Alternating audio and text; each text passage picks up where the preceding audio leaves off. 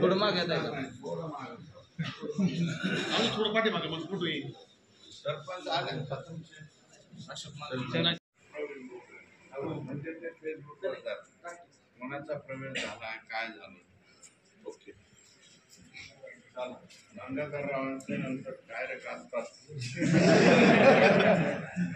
हे रिटर्न घेत. चला चला चला. आज आम्ही मांडवा गावातील सर्व तरुणांनी आणि आमची जी पार्टी होती सर्वांनी आदरणीय सुरेश अण्णा धस यांना तालुक्याचे आमदार करण्याकरता सर्वांनी त्यांच्या पार्टीमध्ये प्रवेश केलेला आहे.